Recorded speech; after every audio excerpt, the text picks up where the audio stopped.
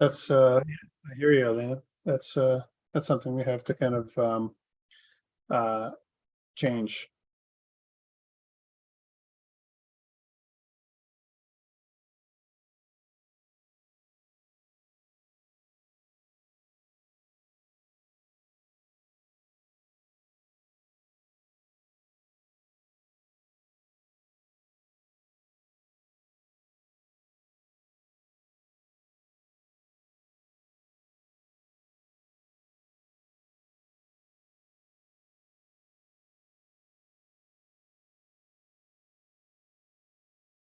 All right, welcome back, everyone.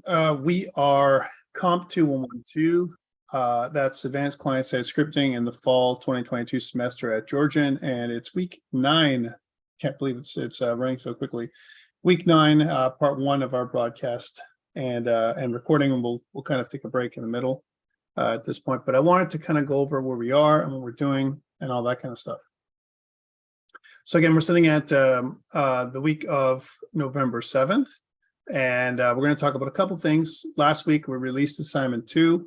And again, assignment 2 is based off assignment 1. And I talked about how even if you didn't submit assignment 1, you can still submit assignment 2. And you just have to remake some of the components that you were missing for assignment 1. Okay, so I talked about that last week. This week, we're going to be talking about a little bit more about what JSX is for React, React hooks, the React router, and so on. And again, you've got your in-class exercise 6, which is this week.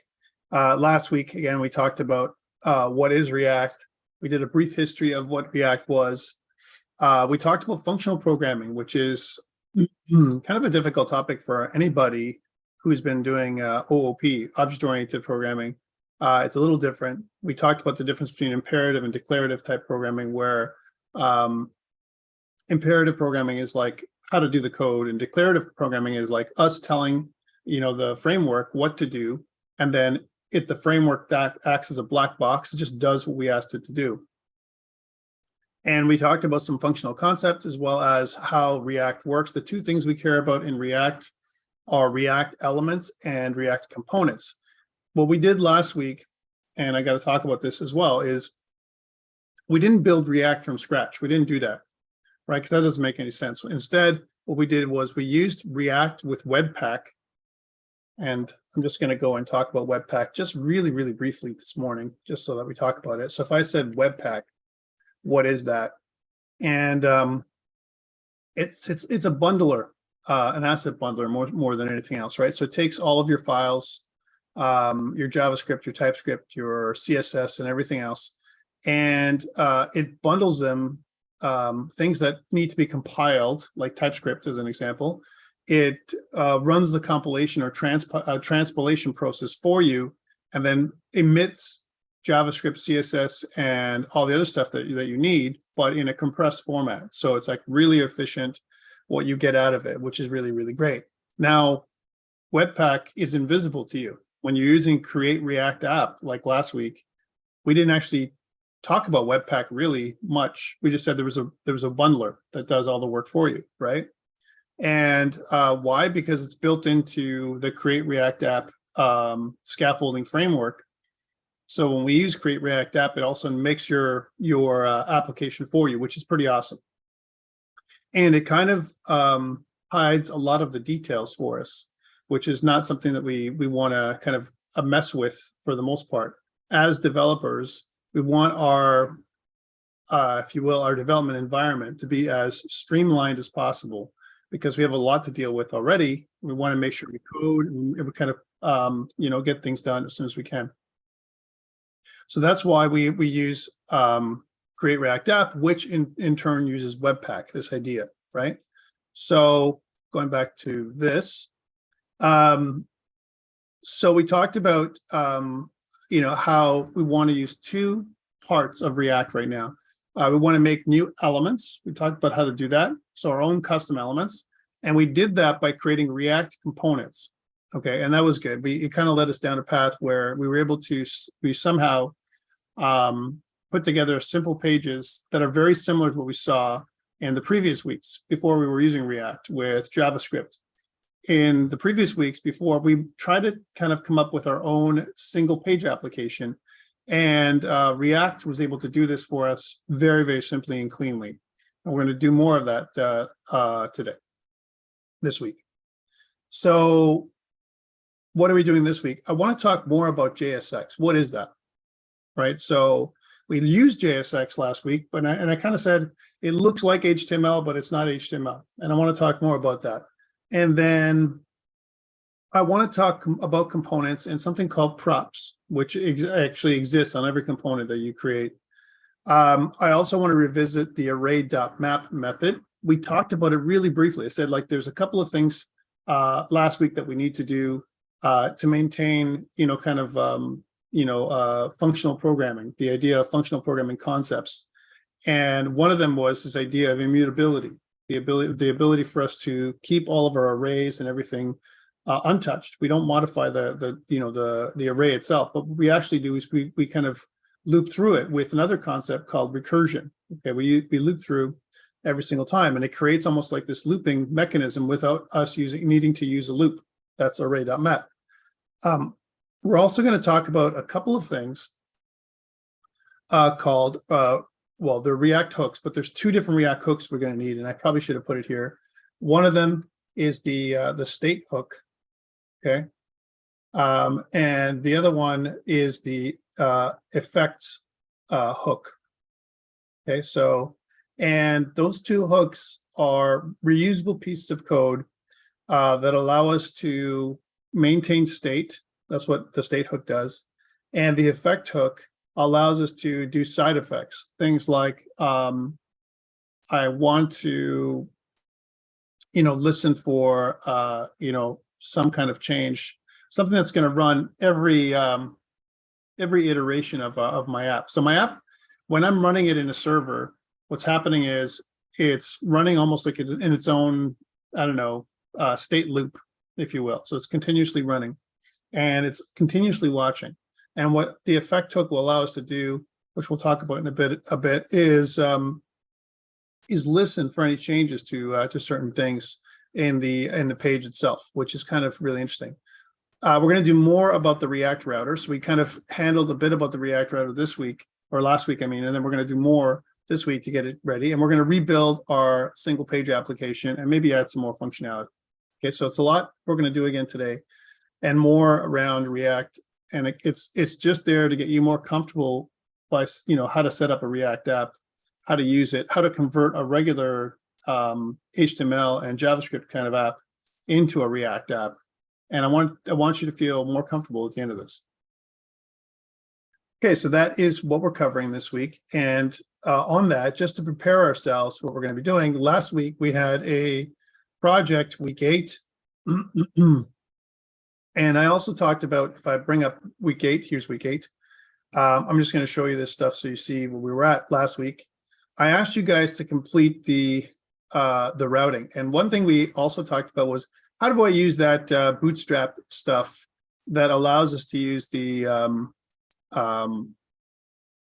Popper.js stuff and third-party libraries? How do I do that? And I'm going to talk a little bit more about that this week. But basically, all you would do is you do something like this: import Bootstrap dist.js, and then bootstrap.bundle.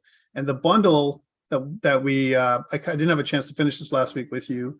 What it does is it attaches all the JavaScript that's required to make Bootstrap work. Okay, that's what it does.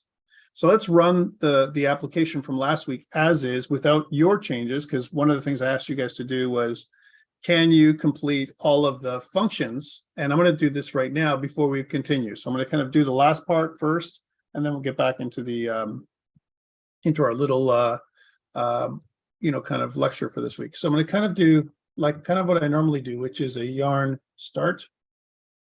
And again, what yarn start will do is it'll create a small server for us here. This is what we had last time. And remember, I had these links here. And if I click on the home link or about link or all these things, the only one that really works is the home link. That works, right? But the rest of them, about our projects, our services, and contact, and all that stuff doesn't work. And they don't work because we haven't defined a route for all these things. Okay, so last week we talked about defining routes, and we did it in our app.ts file or TSX. We incorporated, just as a review, we incorporate something called the browser router.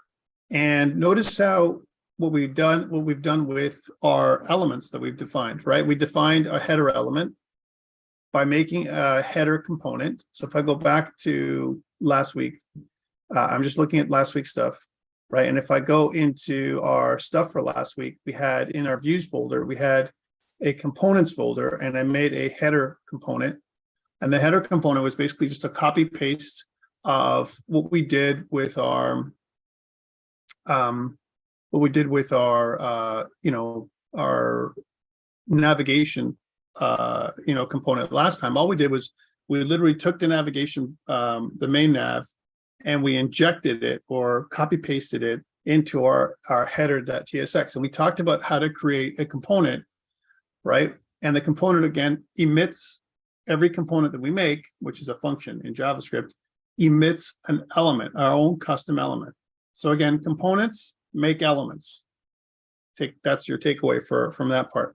And if you think about it, if one rule when we make our components that I talked about is you should make them all capitalized.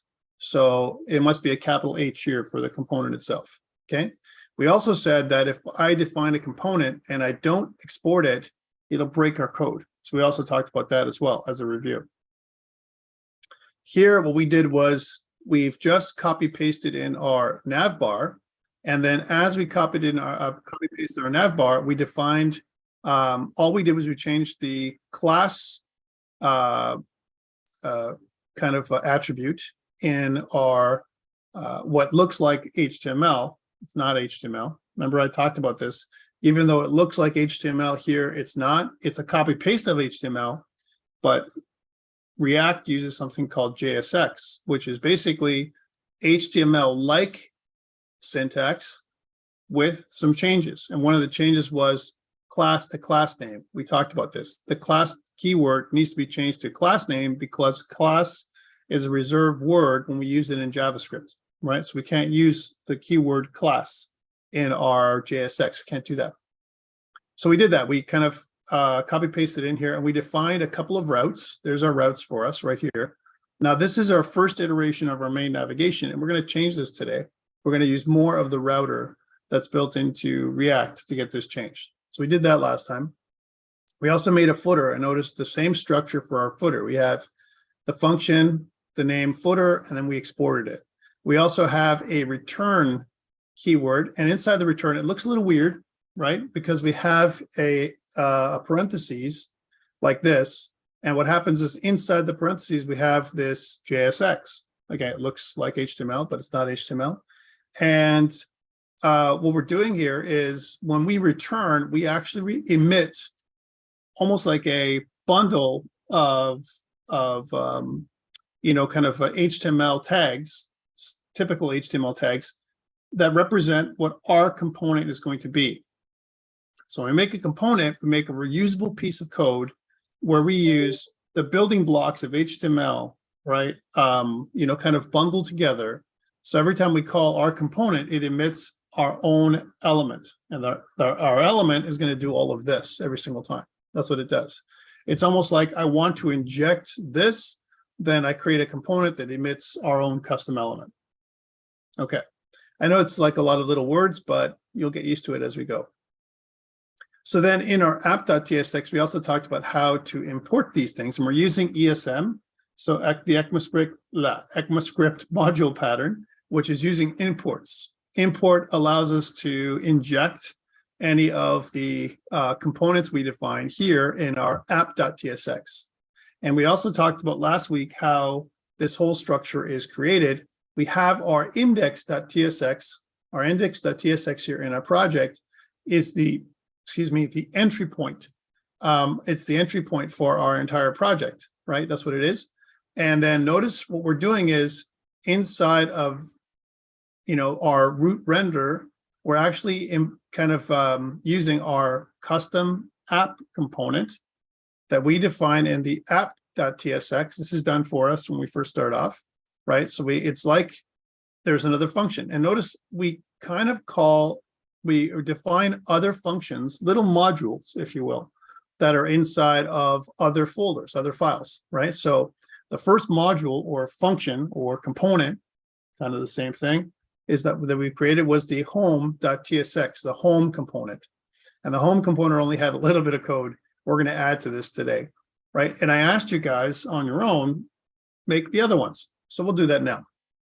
I'm just going to create home, about, contact, and all the other components that we had from the previous version, okay? And then, so that way I bring you up to speed, and it's a bit of a review of what we did last week, because again, last week was all new, and I want you guys to get into or warm up a little bit with our coding, okay? So I'm going to copy paste. And again, we're going to call this the about component. So I'm just going to rename this thing. And again, you can rename it with an F2, right? So about.tsx. We need to change the name to about, just so that way it's not any different. I'm not going to change what's in here yet, okay? I'm just going to do all the syntactical changes first, and then go back and do all the custom code. So about, projects, services, right? So I'm going to do that too. So again, copy paste. So we're going to say this F2, we're going to say projects,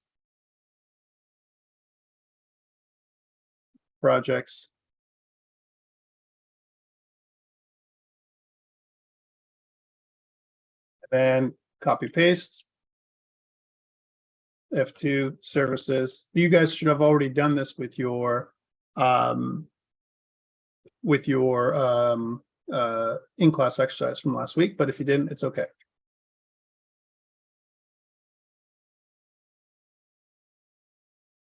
So all I'm doing is I'm just creating additional containers for all my new components. That's all I'm doing here. Okay, and one more.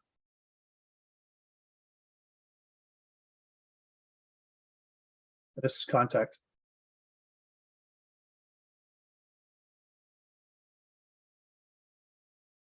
Okay. Let's now that we've made all the component containers functions, right?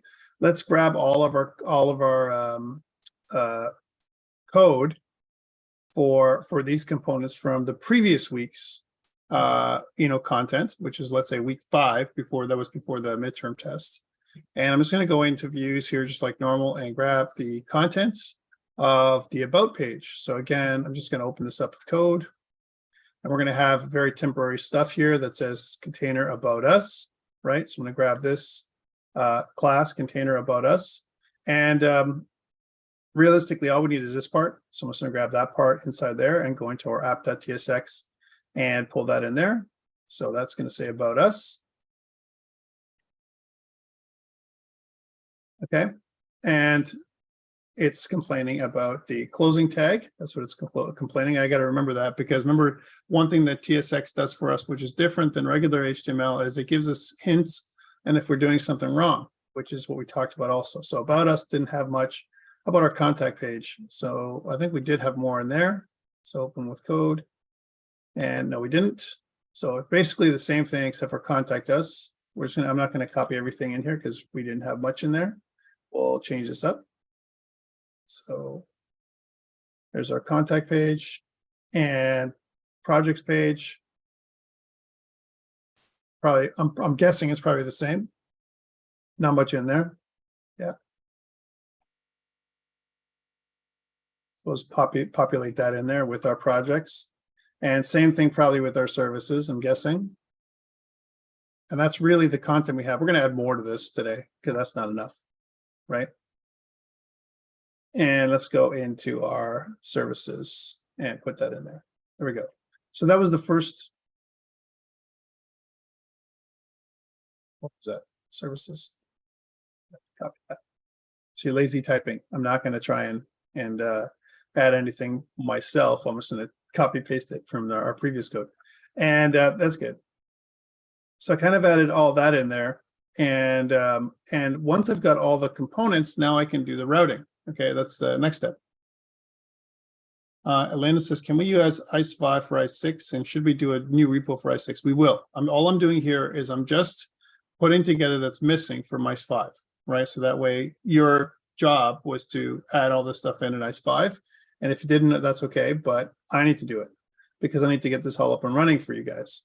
So in my app.tsx now that we have, I've defined all of these new functions, right, which are the components, right? Then all I need to do is copy paste these ones for the routing. So again, it's home, about, and again, I'm going to use the about component right now, right? And notice what I do is I can import the about component in here, and I'm just moving it so that it's up here, so it makes more sense, okay? Home, about, project services. So we'll say projects, services, and contact, one more. And I'm just going to redo these ones, right? So about, projects, services. Notice I'm clicking on the little pop-up there and contact. So notice that there is this little thing here that says views, content, contact. I'm just clicking on this, which automatically imports it for me. All right, but they're in the wrong spot. So I want to take all these, grab those out and put them up here. All right, so that's what kind of, that's what I've asked you guys to do last time because we were running out of time. I said, you guys do that part. And now we should have a complete routing system based on the pages we had in our original app a couple weeks ago, or a few weeks ago, okay? So let's try this out and make sure that it all works. And I'll put this up on GitHub as an update to week 8, and then we'll go into the week 9 stuff. I'm just doing this so that I can show you the changes we have to make coming forward. So let's try this out and see if it works. So again, back to this.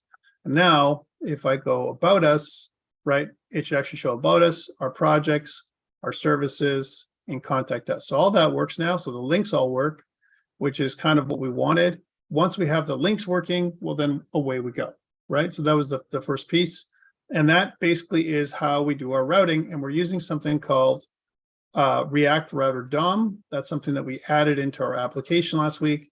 And so this is our starting point for this week. So I'm going to save all, and let's close all these things up. And I'm just going to put this up on GitHub so that we're up to date. Okay, so then I'm going to stop this thing and just do a git add dot git commit -m, and I'll say added the other or remaining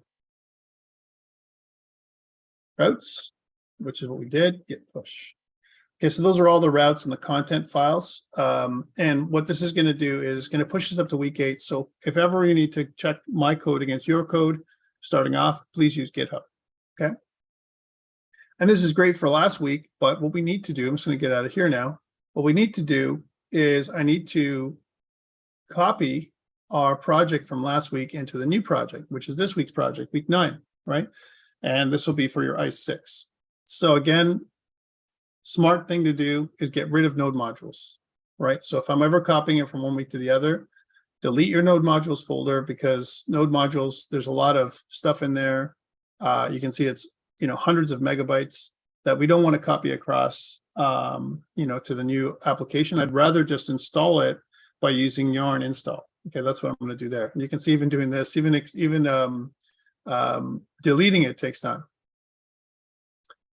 It also keeps if you're working in your operating system, it keeps your operating system files low because it can take up a lot of memory. If you just keep copying one project to the other project, it's pretty crazy, right? What we're also going to try and do this week is I also want to put this up on render.com, like our project again. So how are we going to do that, right? All right, so now that we've we've deleted the project from week 8, the node modules, I want to copy this into week 9. So I'm going to copy paste. This is our starting point. And so it'll be waiting for us when we're done talking about React a little bit. Here's week 9. And again, what I want to do with week 9 is do some configuration changes. So I'm going to bring up Visual Studio Code. And I'm just going to drag and drop week 9 in there now. So we can start off with week 9 as opposed to week 8. Couple changes. One, before we start, is our package.json. It should say week 9. number one, right? The next one is our repository is pointing to week 8. It should be pointing to week 9. We don't have a week 9 repository yet. We're going to make that right now. And everything else is good. I'm probably going to go to version 0.2 just for, for our app, just to keep track of the differences from our app. There we go. So that's what we've done there. And I'm just going to save that. So that's the first thing. We've saved our package.json. And what I want to do now is I want to remove remember, we're pointing right now to the wrong repository. I want to get rid of the remote. Remember, I want to kind of undo the remote. I know it takes forever, Sarah, for sure. So I'm going to do a git remote remove origin, which removes the origin remote. The origin remote is just a friendly name for the connection between our local files and our files up on GitHub. Okay, that's what this is. And I want to make a new repository. So I'm going back to this. I want to go to github.com/Georgian College. And then in here, I want to make a brand new repository for me, which is going to be called COMP2112 in the fall 2022 semester. And that's week 9. This will be your in-class exercise 6 repository that you can use, to compare your code. This is my code. All right, so I make the repository first, and then I get these last 3 lines of code here. I'm just going to copy these last 3 lines of code, and I'm going to go back to my project here on Visual Studio Code and right-click and paste. We've done this a number of times at this point, and now we have a brand new repository, right, which is for our week 9. Here's week 9. Notice that I forgot to change my readme.md file. I'll just do that here. So in my readme.md file, I will change this also to week 9. So make sure it says that. And then I'll push all my changes right now. That's the package.json change, as well as my README file and some other changes up to GitHub.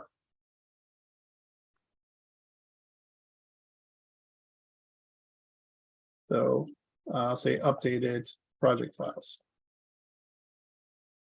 So now we're ready. I think we're ready to go from here. And what I want to do is share with you that link as we go forward. Refresh. You can see that now it's updated, right? And this is the link. So I'll put it on the chat here. Your repo should be private. Yeah. Okay. So, and here's the link that I'm going to give you. So if you wanted to follow along with my code and want to compare my code to your code this week, that's the link. Yeah. Okay, so we've done all of our preliminary changes. We're ready to go. That's where we're going to add in all of our stuff. Let's get back to the PowerPoint. So questions around last week's stuff. Did you have any weird? Just going to go back to last week's agenda. Did we have anything weird that kind of didn't make sense to you, or do you have anything weird that was non-understandable from last week? Anyone want to talk about that at all? Because if you're not understanding last week, then doing stuff that we're doing this week, which is a little bit more advanced, is going to be more challenging.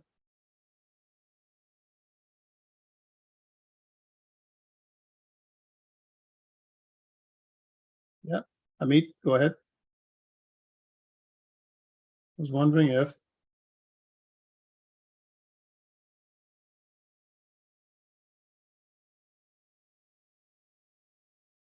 you can use some components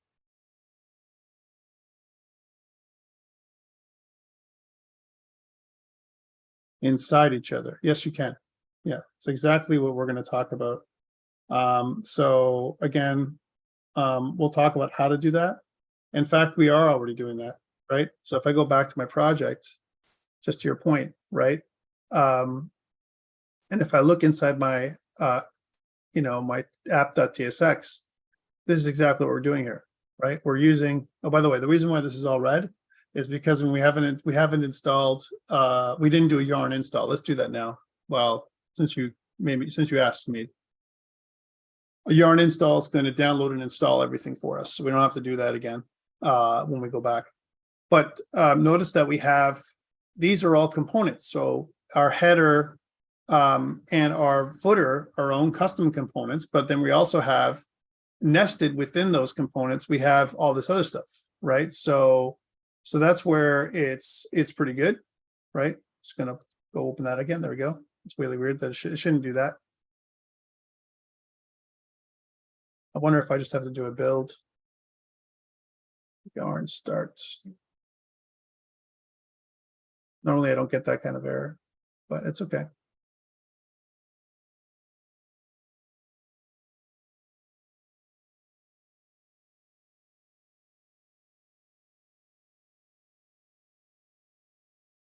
There we go. So again, all I'm doing is rebuilding stuff that we can go back to. What if, for example, I have a button with the CSS as one component? Yeah, we can totally do that. Yeah, but again, we would do it in a slightly different way than what you're thinking. But yes, it's totally possible. Just going to take a look here at our content components here. Isn't that weird that we're getting this really weird underline? I love, Visual Studio Code. I think it's almost like I got to restart Visual Studio Code again. And let's just do that again. So hopefully it's going to take away that error. There's no need for that error. It's really weird that it would give us that error. Yeah. It's almost like how it links everything together, right? So I always find that restarting sometimes helps, right? Notice that all those errors went away for me. And same thing with our app.tsx. That's just Visual Studio Code being Visual Studio Code. So let's just do that again, yarn start, just to make sure that it's ready to go. All right, so to your point, yes, you could definitely layer one component within another. So I did yarn install first, and then I did yarn start. That's why I'm going slow here, Sarah. I want to make sure everyone's up to date. Again, if you weren't here last week, then you can always just download my project right now and then do a yarn install, and then you're ready to go for this week. Okay, that's why I did all that. So that way people who weren't here last week can continue, and then you're going to be okay with React. All right, so yes, to your point, yes, we can definitely layer, if you will, or nest one component in another. And sometimes what we want to do is we want to make a little part of a component first that we can handle. And then what we can do is we can kind of call one component instead of another. It's really great because it really creates a lot of building blocks, almost like Lego, kind of putting components together one little bit at a time. And then it kind of when it emits everything, it kind of outputs the stuff that we want. And that's how beautiful React is when it comes to that. All right, one thing also we did last week was we used TypeScript, and I talked about how when we use create React app, we want to use a template TypeScript because TypeScript makes everything for us easier. Okay, back to our project now. So hopefully you're caught up now at this point.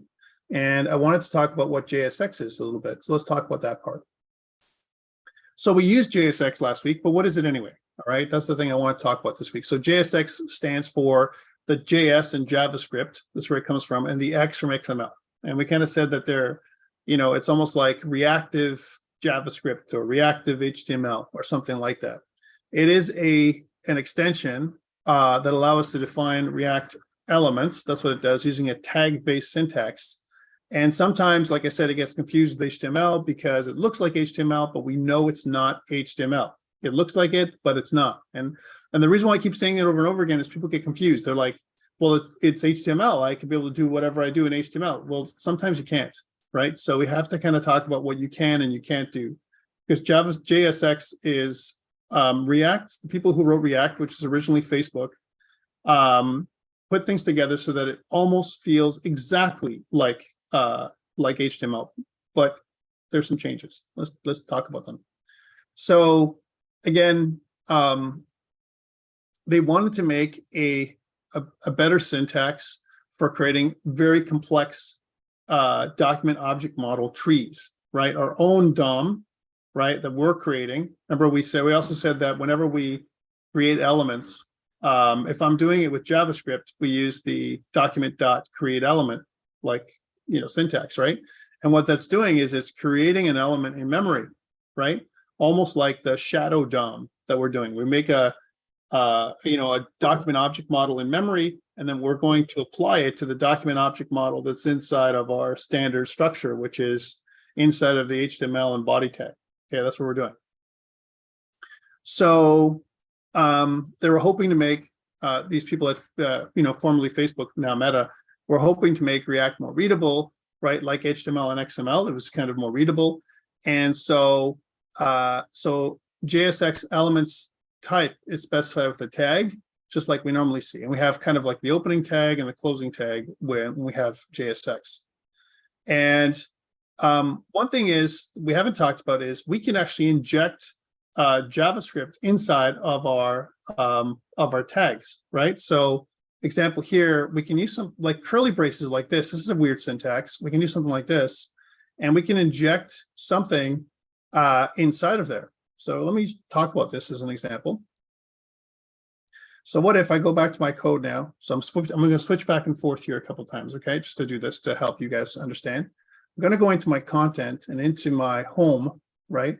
And in here, let's suppose, remember, this is just JavaScript, this whole thing, right?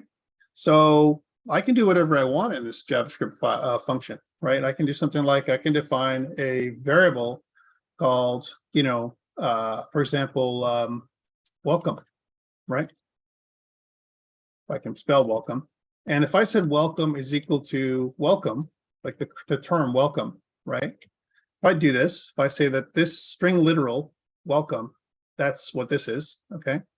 Remember that TypeScript says it's a string type. That's what it says. It defines it as a string type. And then it's implicitly done. So it just basically, as I assign it, it understands what it is. And then what if I wanted to inject this into our component? Well, what I could do is I could use curly braces like this.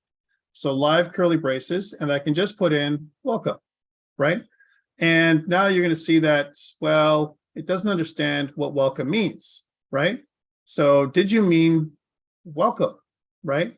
And welcome is declared here. There is welcome, but I kind of spelled it wrong. Let's spell it the right way. There we go. It kind of finds it. And then once I've done that, notice how I can literally inject, right, whatever I want here. This is very simple. So the value of the welcome variable, string variable, I can inject anywhere in my component. So if I press save, right, and if I go back to, it's going to recompile. And if I go back to our page, you can see that welcome is still welcome. Okay. But I can also, remember we also did this, I can also split it up so you can see the, each side. Let's do that. So kind of half here, using the command or the Windows button right arrow or the Windows button left arrow. We can split up our screen here a little bit. And what I can do is, what if I change welcome instead of welcome to our site? We'll change it to something else. So, say hello. Say hello to our site. What if I change welcome to say hello? And if I press save here, it's exactly going to do that. It's going to switch up what we see here in our H1 tag. So I'm going to grab some water here.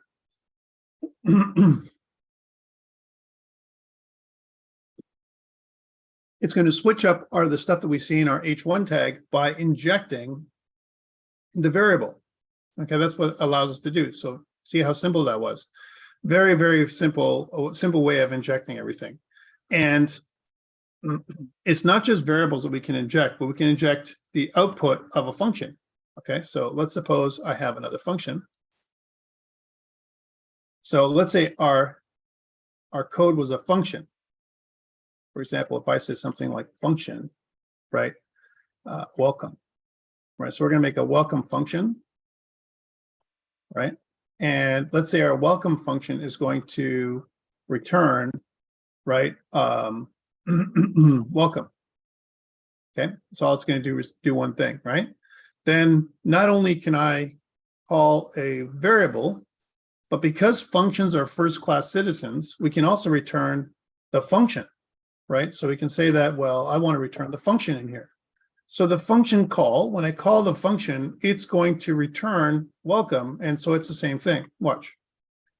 So whether I, kind of put in there the name of my variable, or if I do a function call, because this is really JavaScript and it's not HTML, I can inject whatever I want in here, which is very, very powerful. right? Any expression that I can normally, kind of put together in JavaScript, I can put here. Example, something like, I don't know, 1 + 1, right? I want to resolve what 1 + 1 is. If I press save, you can see that 1 + 1 is 2, right?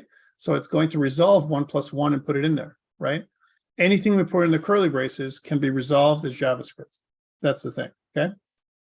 And again, we can do something like, if I go, something like, date.now, okay, I want to put the date.now in there. What's the date?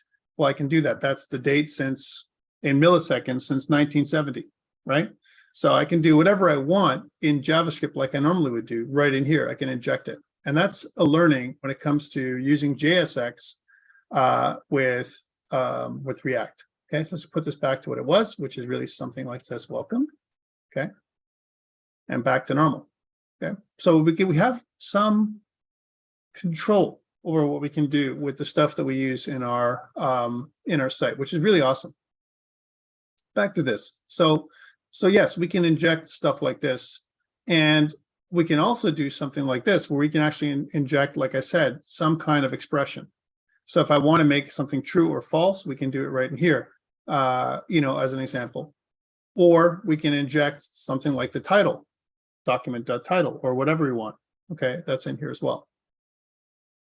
On that, we can also do things like concatenation. If I want to do hello plus whatever the title is, and if I want to do the title and then 2 lowercase and then replace the title with lowercase, I can do that, which is very interesting, which basically is, like I said, it does any expression inside of the curly braces that you want to do, any JavaScript expression. And that includes things like jQuery. jQuery. How did I use jQuery? Last time we talked about using jQuery by using the $, right? And what we did, if you remember in app.tsx, is we installed Bootstrap. There's our JavaScript library. So then how would I use jQuery? Now there's 2 ways to think about this. I could use jQuery so it works in every page, right? So because remember, there's only really one page here. There's only one index.html in this entire application. And it's sitting in here in the public folder under public index.html.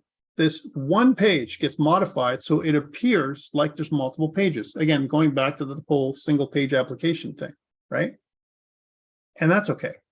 But as an example, everything gets injected inside of the root div tag. That's what it does. Okay, so back to this then, right? If I want to inject jQuery, I mean, I could literally put it in here. I could say something like, just like a regular HTML page, I could put anything I want, any kind of library I want in here as well.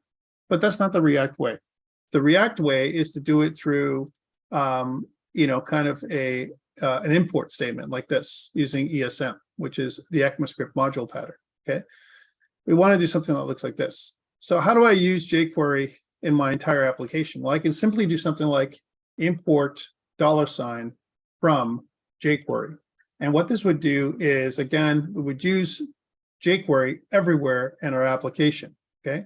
And what this means is, if I go into my home.tsx and I did something like, I wanted to use jQuery in my code, I can do something like, well, let's, we'll say that if I want to find something in my application, and let's suppose here in my H1 tag, in my welcome to my site, let's say we coded this H1 tag with an ID. If I said, if I want to add an ID that equals to my welcome header, let's suppose I did that. So here's my welcome header. And then I wanted to use jQuery to find it, right? Could I do it? Could I do something like let's welcome header, right? Equal to, hey jQuery, I want you to find an ID, a hashtag of, kind of welcome header. Can I do that? Okay. And remember what this does is it finds all elements. Notice how I can do that, right? Everything that I'm looking for, it's looking for anything that matches this structure, right? And returns a reference to it here. Okay, and if I do a console log, the welcome header, right? Could this use jQuery? Could it? Is it possible, right? And if we look up on our site again, right, now it looks like we're broken, okay? And by the way, I want to talk about this as an example because, you know, how could one little thing break us? And by the way, it doesn't look broken like, you know, we've normally seen, right? Because normally it says $ is defined by never used, okay? I'm just in a second. If I comment this out, so if I go to edit and I toggle like a block comment, there we go, and I press save, right? Then we're back. But as soon as I do this, let welcome header is equal to this, it's like it's not able to find it, right? Well, of course it can't find it because it's not made yet, right? We're making it here, right? We've never made that thing. And so what jQuery does is it keeps on searching over and over and over and here in our code for this thing that we're looking for, the welcome header, right? Now, if I look at the emitted code, and as an example, let's take a look at this. And if I look at instead of elements, right? So this is our style, right? And let's just open this up a little bigger so we can see more. If I go to elements as an example, and just move this across here for a second. What it actually creates in our page, if I'm looking at our inside of our page structure itself, is it has an HTML, and inside the body of my object, notice what it's doing in the root element, right? It's injecting all of my code. There's my app, right? Inside there, I have my nav bar. There's my nav bar, right? And then I have my footer. There's my footer, right? And inside, between my footer and my nav bar, I have my container with my document, with my information. There's my ID, right? Now, if I was to go to my console, right, as an example, here's my console. Anything that I have a problem, it says $ is defined by never used, and the above error current in the home component, it says React router DOM, right? It doesn't like the home component, and consider adding an error boundary to your tree to customize error handling behavior. We haven't talked about that yet, but it basically has a problem using this $, right? And the reason why it has a problem is because it doesn't know what to do with it. Okay, so we can certainly use it, but it's something that we might have an issue using. So if we ignore the errors for a second, just for a second, because those are errors, but they're not really errors. They're more like we're using $, but we're never using $, right? And if I kind of, I can't clear the error, but what if I did something like, hey, jQuery, I want you to find the welcome header. And if I did this here and pressed enter, you can see it does find it now because, well, welcome does exist, right? Click the red X with the 4. Yeah, no, that's just going to hide the errors. That's all it does, right? Because these show either warnings or errors, right? That's what those do. Okay. So don't worry about that right now. But notice how this is, that what this does is we can actually use jQuery right in here, right on the command line here inside of our console, and it does do exactly what we want it to do. But it doesn't do it here. It actually breaks our code in here. It breaks our code, right? So it's like I want to be able to do that function, and I want to do that function after. So what if, going back to this then, I want to do the same idea, right? And what if I define a function to do this? So I'm going to say function, and I'm going to say, I'll call it find welcome header. What if I did this, right? And what if, and what if in our function called find welcome header, I did all this? Okay, hear me out, okay? And I kind of uncheck this now. So we're going to go into toggle the block comment back on. So this is the same thing, but now we have a function that kind of encloses our little jQuery, right? And it doesn't break our code anymore, right? Our code is still rock solid, right? So again, if I refresh, you can see that that error goes away.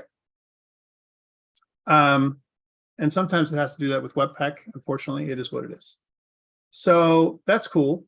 And what if I called our find welcome header function after we defined our class name container. Example, if I did something like that looks like this, curly braces, and then find welcome header. What if I did that, right? Is that allowable? Can I do this outside of my div tag, right? And it says, well, it's expecting some kind of, thing that I want to use. Like, for example, if I just did this, that doesn't make any sense, right? If I did something like that. Because from that perspective, it's trying to figure out what the heck I'm trying to do. I'm not using really any JavaScript of any note here. But if I put this in curly braces, right? Again, it has to be within a div tag for me to do this. I can't just do it out here in the wild.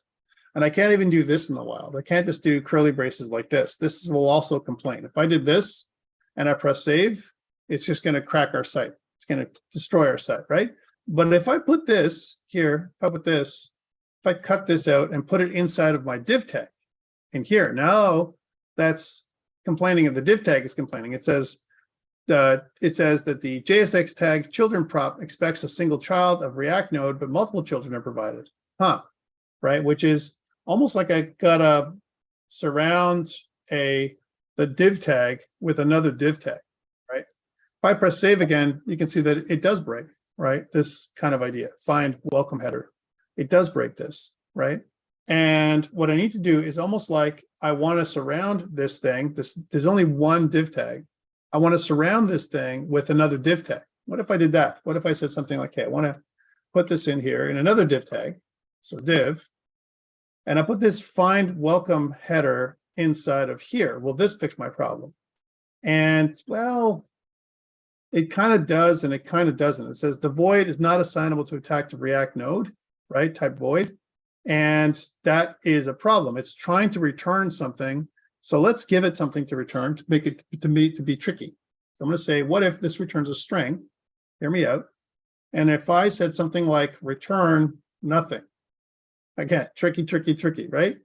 I'm returning nothing, which is going to basically make an empty object here. And if I press save, right, then again, we have this issue. It did compile, right? It did compile, refresh, but then it has this issue. It says the above component has a problem. One is $ is not defined, doesn't know what that is, right? And because $ is not defined, then we have a problem. Why is $ not defined? Because we defined it, unfortunately, here, right, in our app.js. And because we defined it here, $ really, it doesn't know what this is, right? If I did something like this, instead of $, if I said just import jQuery like that, right? If I press save, right?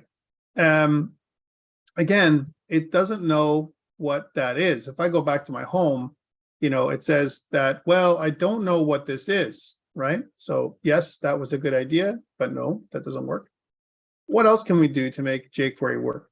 I could import it here. I could say import, here's something we could try, import $, import $ from jQuery. We could do that, right? And see how that works. Now we did define it in here, and suddenly our site is no longer broken, right? In fact, not only that, but we're able to see our JavaScript object, right? Which is what we're looking for, our welcome header, right? And if I really want to find the welcome header, then I can say, remember, because jQuery returns all instances, right? Yeah, I know you're thinking a lot of stuff here, Kyle. Oh, we could put it as a fragment. There's a lot of stuff. Yeah, you're right. A lot of little things like that, but I'm keeping it simple for now. So I could say that jQuery also returns all. It's like doing a query selector all. It's like query selector all, right? So remember that we can return the first thing that it grabs that kind of meets the welcome header requirements. And then I can see that the welcome header is here. Now notice it returns it twice, because one time it's being returned for our object home.tsx, and the other one returns it from our React DevTools backend. Don't worry about this part. This is because we're running in a server, but this is definitely one thing we can do. Notice we just did it in here, inside of the actual object itself. Okay, so we could definitely do this. We did it here, right? And we can use it as a function, right? And that will allow us to cheat if we did it this way. But now, maybe because we imported it in here, we can just use it just like we thought we should use it. Like in other words, up here. So what if I said something like, I don't want to do this anymore. I just want to do this. I want to do that same thing we did before. We couldn't do this other thing. We're getting errors, right? And will jQuery find everything even though it hasn't been created yet? Well, jQuery is kind of dynamic. And if I refresh now, as long as I have everything, it's going to give us this, which is undefined. And again, just like we said, it won't be able to find something here because this thing hasn't been defined yet, right? Until this thing has been defined, then you can't find the thing that's not defined. You haven't made this yet, and then we're trying to find it, okay? Does that make sense? Because we're going to have this issue. Yes, here's my app.tsx. So again, all I did was I removed jQuery from here, and let me just make this bigger so you can see it. So that's what it looks like right now. There's not much changes to our app from last time, okay? But now it says, here's something that Kyle recommends. It says pass $ from app to the roots that need it. Now that is something we can do, right? But how do we pass that as a prop? Because we want to pass it as a prop, and we'll talk about props in a second, right? Yeah, exactly, right?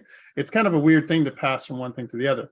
It might be best just to use it when we need to, which is like what I said, which is something that looks like this, right? Which is we use jQuery when we need to use jQuery, and then we can just use it as we need. Again, but this won't work because this thing hasn't been defined yet, okay?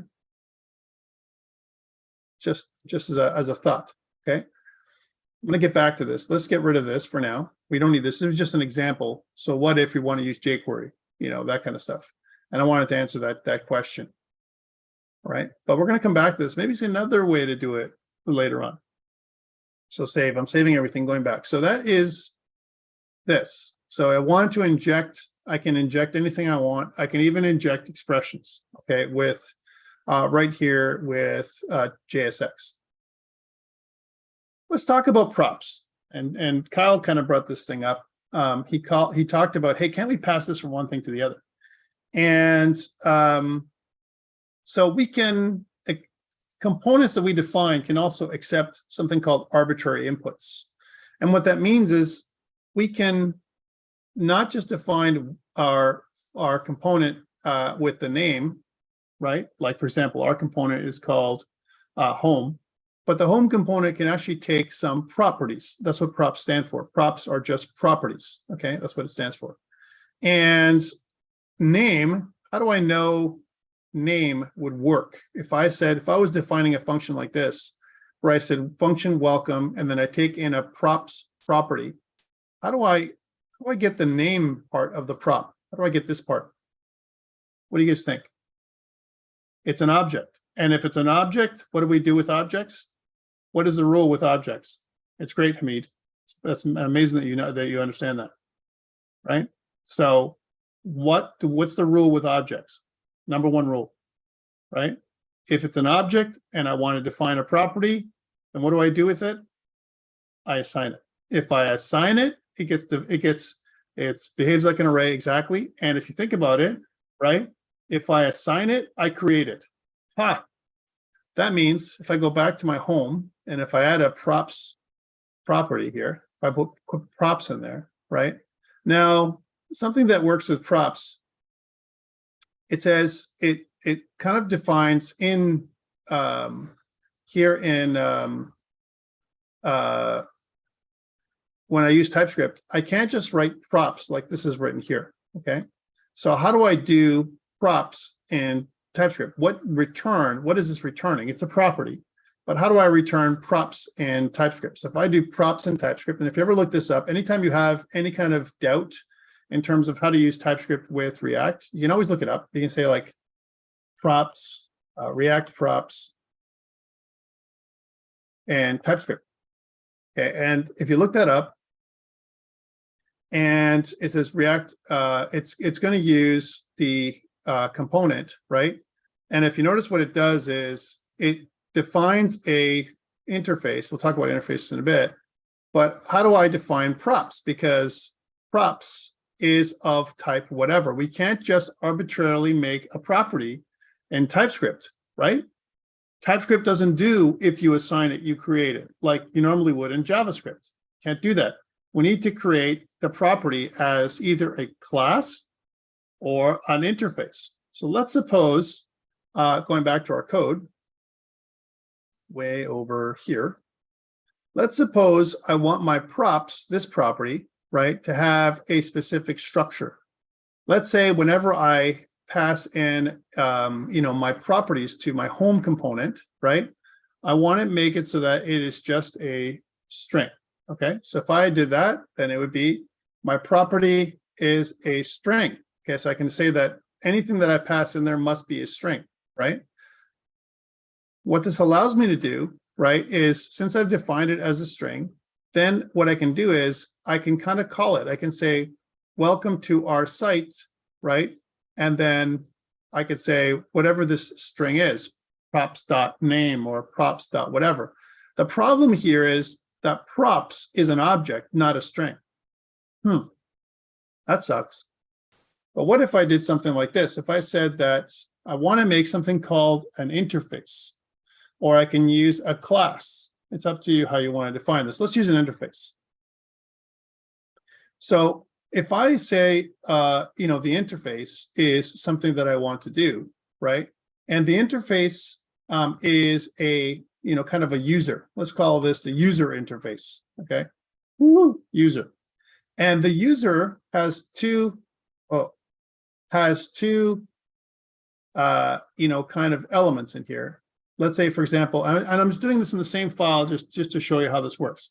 If I said the user has two elements, and the first element are two properties, it has a name, which is of type string, right? And it also has an age, right? Which is of type number. Okay, let's say I have those two things, a user that has a name and an age. Maybe the user has other information, like, not just an age, but a date of birth and other things, right?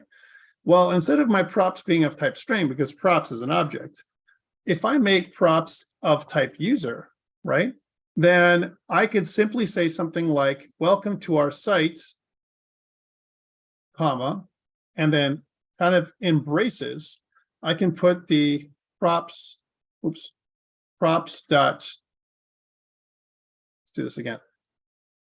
Props.name, right? Because props.name, because props is of type user, user has a name property and an age property, then props.name is going to take that one part of the user and inject it here. Okay, now if you're lost, don't worry, right? Again, think about this interface as me making our own little custom data type, right? Good thing is that interfaces in TypeScript have zero costs because it's not really a data type. It's just for us. There is no data types in JavaScript, right? We can do that. We can pass in as many types as we want. So, but let's suppose we do this first. So I want to add in a user. And if I want the user to go forward, what happens if I don't pass a username in? So if I go back to this and I go here, it says that, well, compiled with problems, it says curly brace is missing the following thing here because we don't have a user that we've defined here at all. It says, is missing the following properties from type user, name and age. We don't have a name and age here. How do I define a name and age? Because name and age are two properties that are part of my user object. That's what we want. And we need to do that in my app.tsx. Here, this is where it's done. And if you look at our documentation that I've given you, right, what we want to do is something that looks like this. Let's suppose our name was Rich and our age was, I'm going to give him a nice age, 30, right? Then you pass those two things in there, right? So let's see if we can do that. We can say home, where our name, see how it picks it up? It picks up the property that we've defined in our component. Our name is equal to Rich, but we also have to define an age.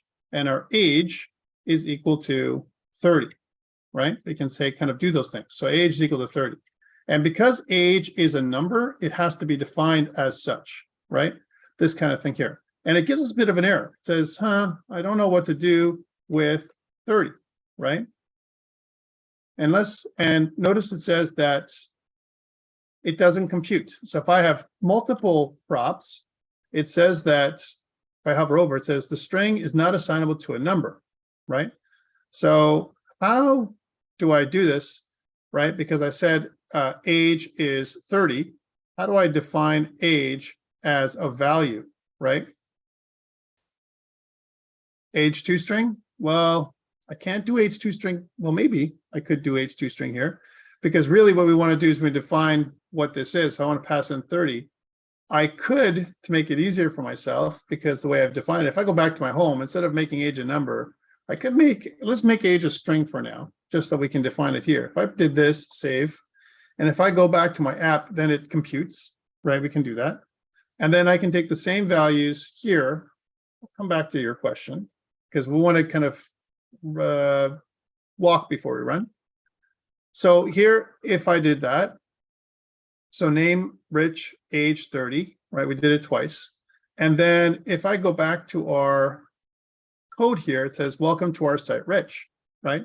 So that's how it works. We can pass in any properties we want from anytime we use our custom element. We can pass in a property that goes back, and the properties have to be defined something like this, into an object like this. If instead of this, I just wanted one property to be defined, what if I say, now remember, props is an object, okay? But what if I said props is just a string? Is that possible? So let's just ignore this. And if we said props is a string, okay? And if I said props.name, well, we don't have to do name because props is a string.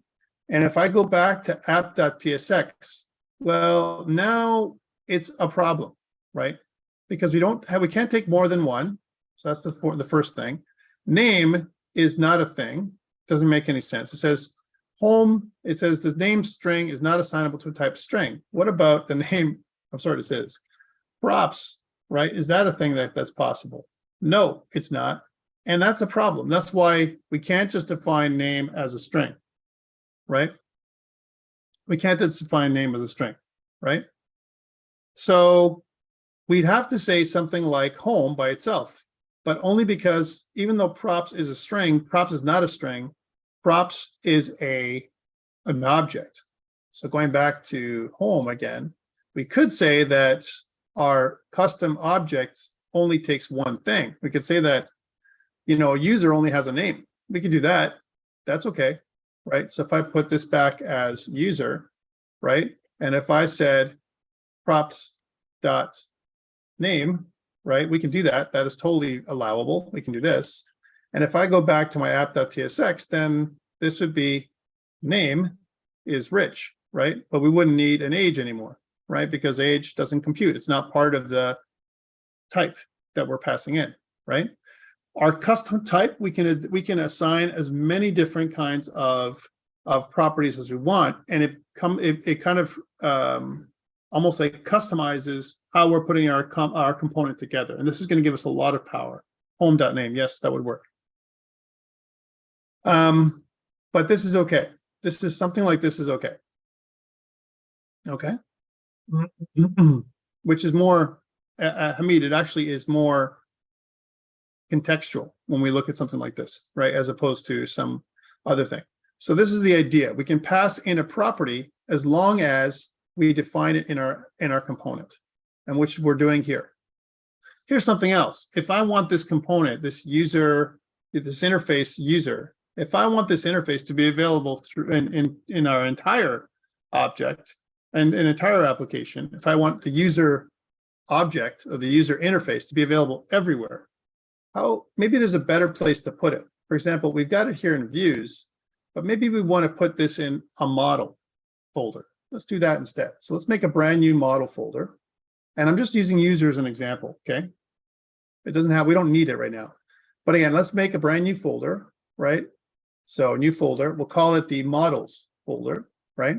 And inside our models folder, let's cut this stuff out, cut this user out for a second. Will be an error for a second, just bear with me, right?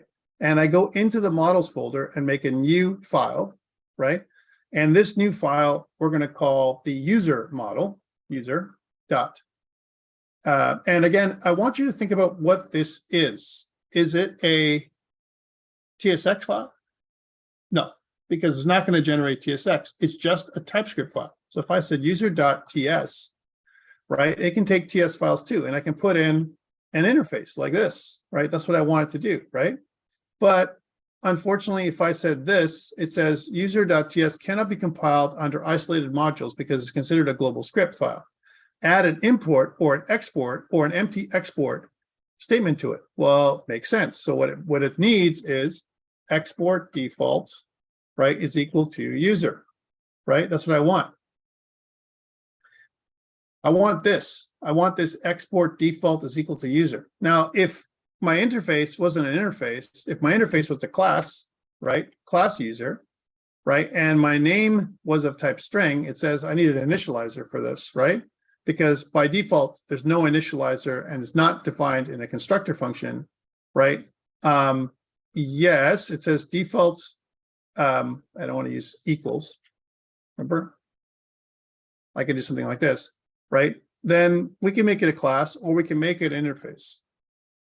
If I did this, interface user is equal to export default user, right? Once I've done this, then if I go back to my views in my home, what I can do is I can import it. I can say import, user from, and I want to do it from user. So it's .. and then I want to go to .. models / user. That's what I want to do. So I want to kind of go in there and define, get my user from a specific place that I put it inside my models folder. Okay. So why would I want to do this instead of defining it up here? What if I want to use my user somewhere else, right? And I want to make it something that's global, a globally available class or interface that I want to use everywhere else. Maybe I'm going to have the same user defined everywhere. It doesn't make sense for me to make a new one every single time, right? I define it one place and then I use it multiple places, right? Or my user has some properties, a name right now. And if I want to add an age, or if I want to add other information, then I can add that information in here as well. Okay, for example, maybe I have the user itself, the user, but I have the display name, which is something totally different. Let's make a display name property. So if I say my display name for my user, right, is something that I also want. All users have a name and a display name. A user might be admin, and my display name might be Tom, right? Admin Tom or whatever, right? I can do that. Or maybe my display name is my full name, right? But my username is only like one username, like T dot and my last name, okay? If I was going to define someone who's logging in. Now, again, if I go back to my home.tsx, this isn't complaining because I only care about my props name, right? But if I wanted my props full name, right? So again, or my display name, you can see that it comes up. It actually gives me my code hinting that I want, save. And if I go to my app.tsx, I need to define both the name, the username. So for example, if I said my username was R Freeman, right? Let's say, sorry, Rich, I know he's going to watch this one time and he's going to go, why are you using my name? No, he won't say that. And then let's suppose I say display name is equal to, Rich Freeman, right? That's like the actual name, right? Kind of copy that, paste that right there, right?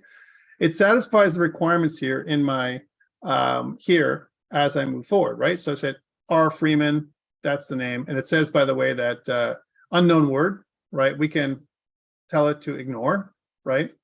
It says quick fix. We can do one of these, right? Or we can say that R Freeman, we'll just say we'll add it to my user settings. So I'll never have to, they'll never ask me again. This is just a Visual Studio thing, right? So Visual Studio Code. So now that I've done that, if R Freeman was my username, right? And this is my display name, right? Well, this should be username, not just name. Okay, let's go back to user, right? So user dot username, right? That's what we want there as we're defining our user in our mind. What does our user look like? And that means in our home, right, that doesn't affect us. But in our app.tsx, we must use the keyword username because we've just defined that as something different. Now, username would be all lowercase, Elena, but you could use definitely camel case as a way of doing it, right? Which is I did that for display name, but username, because username is special, username and password, right? That's why I did it like this. But typically, if there's 2 words, I would say user and then caps name, right? But this case is a special thing. So there's an example of how to make our own model, a user model, right? And we can use username and display name here, right? Okay, kind of neat. And we can use this in our props that we want to define here in using JSX. Okay, cool. So JSX is powerful. JSX is powerful because it gives us an opportunity for us to, kind of inject something that looks like HTML, but it's not HTML, right? It gives us a chance to inject, a HTML-like structure that is actually JavaScript, right? So be careful about how you inject things. And I also showed you a couple ways of doing that. I could, kind of inject a value, right? Like, for example, we did here. When I went to my home page, I injected the display name, right? That's what I did here. And for our property, I kind of injected this thing. And, that's fine, because that's the value of whatever we pass into home. Okay, that's what the value is. Okay, but at the same time, right, we couldn't find welcome header because welcome header hadn't been created yet when we used jQuery, because this actually creates the element. We can't look for something when it's not there. It'll give us undefined, like it gave us, right? I also mentioned, just as a review, that if I want to use something like a third-party application like jQuery, then that's something we can do. Kyle says, could you make one props model and as you're developing, add in the parameters different routes need, or should we make one for each route? I mean, I would, depending on what I need, right? I would kind of develop everything, Kyle. Like, I think I would probably be a minimalist in that way and think about what I need for every prop. I don't need this particular thing, this display name. I'm putting it in there because I want to see what this looks like. But you're right. Yes, we could make it, kind of one props model for everything. But that doesn't make any sense. I'd probably want to display each model that has a business case. If I was going to load the user from a database, then it would only be the user model that will only include things that are related to the user. If I'm going to load other information, I might have multiple properties, okay? Multiple properties. Okay, so this is props. Our properties are our user model in this particular case, but if I wanted something more generic that wasn't part of the user model, it was just like our home properties, then to Kyle's case, I could make something like an interface that was like our home properties that I would define only here because it's only going to be, kind of available for our home route, as an example. If I wanted to make a model that's available everywhere, then I'm going to put it inside the models folder. Okay. Hopefully that answers your question. Okay, so back to this. So now that we know we can use props, how we can use our props, function or props, thing. How about if I wanted to talk about our array map? Okay, so let's suppose I have, we talked about this last week. We said map, filter, and reduce are 3 functions that we need to know because map, filter, and reduce maintain our functional concept, right? In terms of how we use functional programming. We said that.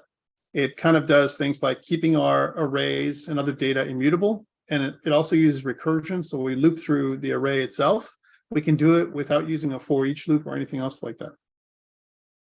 Here's an example of what the array map method does. So map is basically what it does. It takes an existing array and it creates a new array populated with the results of calling a provided function. Okay. So let's suppose I have an array like this, 1, 4, 9, 16, okay? And then I use my variable, map1, and what I say is, let's take array 1, right? And I want to map it. I want to use the map method, right, to map our results to a new array. Kind of creates a new array. Right? So we know that that's what's going to happen. So it's basically saying this: take the value of the array, each value at a time. For example, X, right? Here's the parameter, one value at a time. And this is how you would read this. And then what you want to return is X times 2. So in other words, if I pass in 1, I'll get 2. If I'll pass in 4, I get 8. 9, I get 18. And 16, I'll get 32. And if I did that, if I console log map 1, that's exactly the expected result. 2, 8, 18, and 32. Okay. So that's what map does. It's very powerful because it does a couple things at once. It iterates through all of our elements in the array. So if I have an array element, A, B, C, D, or 1, 4, 9, 16, whatever it is here, it's going to iterate. It's going to loop through for us, almost like a built-in loop. Really, it's not. It's a recursive algorithm that goes through the array until it's complete. That's what it does. Okay. And that's what this does here. So what if, right, we want to know more about a map? It says from index 0 to n. Yes, it does. So it does a few things to know about the map method. Number one, it creates a new array from calling a function for every array element. It's like using a looping structure. Okay, next, it calls its provided function once for each element. Okay, that means whatever this function is, this part right here, it calls this function once for each of the elements that that pass into it, each element of the array. Okay. It does not execute the function for empty elements. So if there's an empty element of the array, it'll skip it. If it's an empty element, like for example, an empty string or an empty curly brace, it'll skip it completely. It won't even enumerate it whatsoever. Okay. And then it does not change the original array, which kind of serves us because it maintains our concept of functional programming and it keeps our data immutable. Okay. It's not removed. It just doesn't copy it. It doesn't return it at all. It doesn't even go through it. So it skips it in the iteration process, right? That's what it does, Kyle. All right. So it skips it altogether. So here's some examples of how to use the syntax. There are 3 different primary ways to do it. You can do just the element itself. So the element goes through and you kind of pass it to an arrow function. Here's like an arrow function. You can also use a regular callback function the same way, right? And the arrow function would basically say, do something. That's what this is here. Anything inside the curly braces means do something with the data. So I get an element, do something with the data, and then return something else out. That's what it does, okay? Or I can pass in the element and the index. The index is automatically generated, which means it goes 0, 1, 2, 3. It indexes the array for you, right? So it says it returns the index, the I, if you will, or whatever, the count, right? 0, 1, 2, 3, 4, 5, which is really useful, right? Because then I don't have to use an index variable. It does it all already for me. It can also take the array itself. I can actually copy the array in there, the entire array, right? So I can do some kind of array manipulation, okay? So it does those 3 things. I can use just the element, right? Which is what we saw here, just the element, or the element in the index, or the element index and array. Here's an example of the element and the index. If I pass in, for example, I want to map arrays with JSX. Let's use this JSX example. So let's suppose I have an ingredients property, an ingredients map, or an ingredients array. Let's say I'm making a recipe, and the recipe is a list of ingredients, right? So ingredients is an array of things that I have in there, different spices, or maybe I have different kinds of other elements, other components of my recipe, whatever they're going to be, maybe some meat or some oil or whatever you like in your food, right? Then from the ingredients array, I want to get the ingredient. Usually we use a singular form of the elements in the array itself. So the ingredient of the ingredients array, all right? And we also want to pass in the index. We just use I. We can use any variable to represent the index. Here it's using I. And then when we emit our component, right, then our component will have a list item, we're making a list. Here's an example of a list, right? And with a repeatable item, a repeatable list item, where we have a list item with a key that is equal to the index. Okay, there's the index. And we're injecting the ingredient value in here inside of the list item itself. Pretty cool. So that is a way of creating a repeatable list or a list of items, right? By using map, the array.map. And it's really powerful in React because even for doing things like repeatable rows in a table or something like that, I don't have to use a for loop to loop through it. I can just use the map function, which is beautiful. It's a really great way of doing things. It's really super powerful, right? And that's why it's amazing to use this with JSX. JSX and map, reduce, and filter are made for each other. It's like what we want to use every single time, okay? So that's mapping arrays with JSX. We'll come back to this in a second. Let's go back and try this out here inside of our, kind of our homepage. Let's suppose that our homepage needs some kind of user list or UL, okay? An unordered list, sorry, I'll be okay. Let's make an unordered list. We can say UL, and inside our UL, we want a list item. Okay, this is kind of the idea behind this. And let's suppose that in here, we have an array of I don't know, this would be great actually in the services page, right? Let's do it in the services page instead, just to make another example. So we'll leave this the way it is. And I'm just thinking about this now. I'm thinking maybe we'll just put it in the services page. So we'll go back to our services. Let's say, for example, in our services page, I want to have a list of services. So we'll call this let services, and let's make an array. We can do it like this. And the array might be something like, web design, right? And maybe we do custom programming. Maybe we also do mobile applications, right? And give me some other services that you might want to do. Maybe some logo design, right? What are the things that you would do in your services? Social media marketing, I like that. Sure, so social media marketing. And we're just putting this up here like this, okay? So let's suppose I have these services. These are good, okay? Then inside of our services, we want to create a, we'll put it inside of a div tag, a UL, right? And inside of there, we want a list item, okay? And this list item is going to be, just like we said, a list of our services. So our services is a list, we're going to have it there. And just to go with this example, let's just use the exact same thing. I want to make a list item, and the list item is going to have our service that I want. And we can use that map function to do that.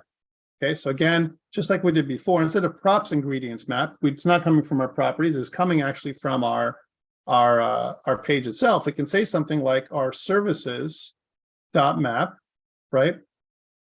And again, it doesn't give us any kind of code hinting here for services map, but I want to map what? Well, I want to pass in, example, the service that I want to map to, whatever the service is. And I want to, you got to think about what we're going to do. We're going to pump out whatever that service is back out again. Okay, so again, notice that here I'm mapping it, and what it does is it's returning in kind of a parens, it's returning a list item. All right, so let's do that. So let's say, for example, I want to do this. So services map, and I want to return in parens, the item that I want to return. Okay, so now notice it says that it's going to return. I need to return something. And inside of that, because I'm converting it from an arrow function to a regular function. Okay, I don't know why, but I just cut that.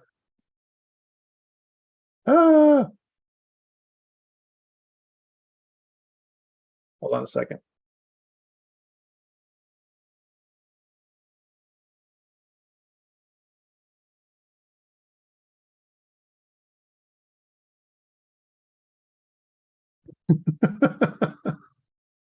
Sorry, NVIDIA, I love NVIDIA. Can you guys hear me? You should be able to hear me now. NVIDIA broadcast, I use it to clean up my my sound and stuff. And of course, when I do that, it also sometimes dies. And then when it dies, there's no more sound. Okay, and no more video too. All right, let's go back to this. So I want to do this, but notice it has an arrow. We're using an arrow function here, and here I'm not using an arrow function. I'm just using a traditional function, right, called service. So I can do this service, and then I want to return, I want to write this right in here, and I want to return in here the object that I want to go through. Let's just go back to this. I want to do this kind of idea. I want to return the list item with a service. So that's what I want to return. I want to return a list item, right? And the list item that I'm going to return is a whatever the service is. I want to output that list item. So I need to put it in curlies here like this. And that's what I want to do. Okay, now why is this complaining? Why is it giving me a services.map, and how come it's giving me an issue like this? Well, there's a couple reasons here that I want to mention, that the way our example looks and what we're doing here, okay? One, if I hover over, it says expression expected. So even though I'm returning something, I have a function, and the function itself, it needs an expression. It's really much better to use a arrow function here. So if I did arrow function like so, right? And then if I did this, that definitely helps. But again, I'm using a return, right, where I have this thing. So that's something that I'm doing. Okay. So I'm taking that service and passing it out. So that's something I'm doing here. So that is seeming like it's not going to work, right? So you can see that that is this. And I'm not using curly braces in that particular case. I'm using parens. So, and changing these, what if I change this to parens, right?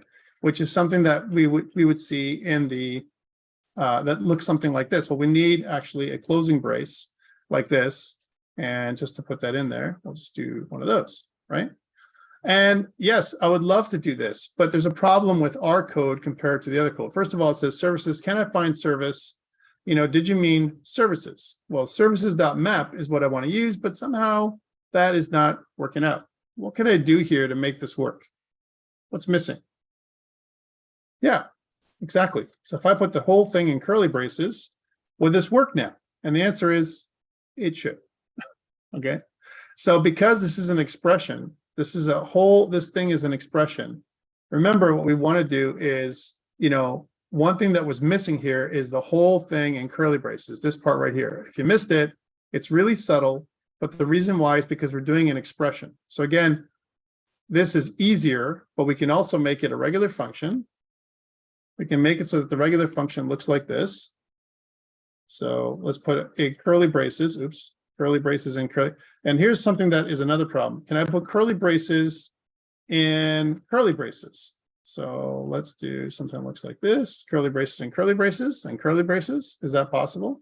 Right, so here's my thing. And I want to, of course, return something that looks like this. Right, so I want to do this. Is that possible? And yes, it looks like this too. To show you what this looks like on multiple lines, which is what we're used to, it would look like something like this. Actually, turn. And it can be rather more confusing to look at it like this, right? But it's we can't use a thing like this inside JSX. It looks very similar to what we've seen before, right? It looks very similar. So I can do this, right? And this would actually be, well, here, right? So let's just do one of these. And I'll talk about this in a second because, you may not like the syntax that this is. I'm trying to restructure it so you can see it as if it's a function. So this is what you might want to expect. The function, so this is a named function, right? Everything is in curly braces, right? Here's the map function. And I'm using this. This is the older form. Okay, let's see what this does. And does it work? Save. And if I go to my page and if I go to our services, then look at that. We get our nice little list, right? That we have here. And if I want to modify this and make it look like Bootstrap, so if I go to Bootstrap list, right? So here's our list group in Bootstrap, that we can say, a UL, a class list group, and then we want list group items. So that's the only thing we're going to change. So we can say something like class name is equal to list group. So make sure it's fine, list dash group. There we go. And then our LI, which is this part, this is the thing that's going to be emitted for every list item, right? Is going to have a class name that is equal to list item, list group item, list group item. What if we did that? And if I press save, does it make it look nicer? And if I go back to here, then you can see that there is like a list, right? Kind of like what you would see in our services, right? So it kind of surrounds that. And you can use, you know, whatever elements you want. So for example, let's say if I wanted each of these things, each of the list elements here to be an anchor tag, right? Then we can say, we can make a list group. It can look like a user, an unordered list, but then we can make each of these clickable. It's almost like a regular list item. And if we think that this is too much, for example, if I go back to our code, which is here, if I go back to this and I say, well, this is too long and I want this only to take up a certain amount of space, then I can add in other configurations. Let's say, for example, I only want to take half as much space. I could say that I want to give it columns. I can put it inside of a column. Let's do that. Sorry, let's hop back to this. So here is our div tag, and I can say that this div tag, which is a class name of column, right? And I can put this inside of a div tag with a class name, bear with me, class name of row, right? If I did that, class name of row, let's take that div tag and put it underneath the other one like this.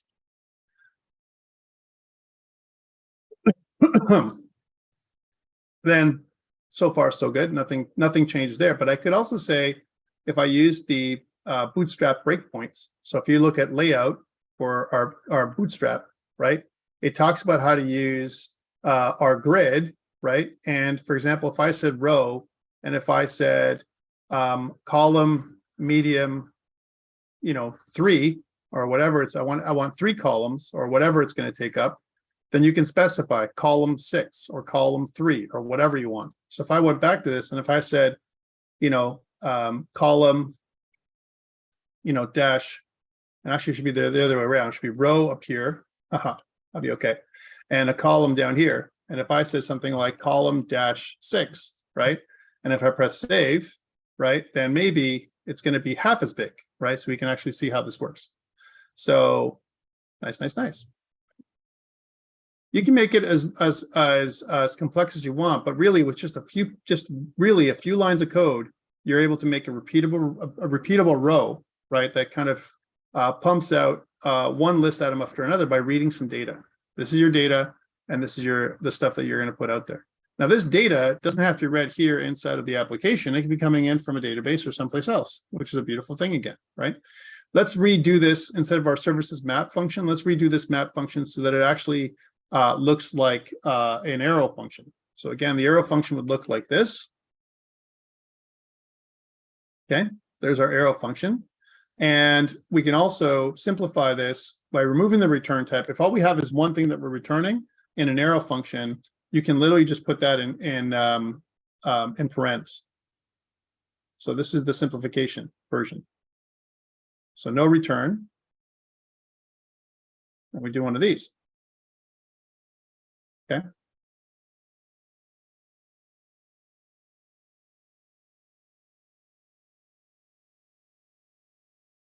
And there you go. And then it simplifies, so it looks like this, one line of code. And if I did that and saved, and if I went back, it's the exact same thing. All right, let's put this up on GitHub. I think we've done a few changes to put it up on GitHub, and we'll take a short break and come back. Okay. So again, let's do this again, plus git add dot, git commit -m, and we'll say added services list. Questions before we take a short break about this? How did I do it? What did I do? and again, Tyler was very correct. We needed to do what this is, which is a JavaScript expression. The JavaScript expression, we can do JavaScript expressions like this, but they have to be inside of curly braces. And so what we've really done here is we've created our own little, list group. Now, you can make an array of objects, right? In general, yes, you can. Yeah, we can make it. So instead of it being an array of strings, which is what this is, I can make an array of objects, no problem, right? Where the object itself will have a bunch of different things. And then again, where would I define that object? Probably as a model or as a class, one of those two things. Does that make sense? And then what you would do is if you loaded in a bunch of objects, then I could output them, different pieces of those objects inside of my UL.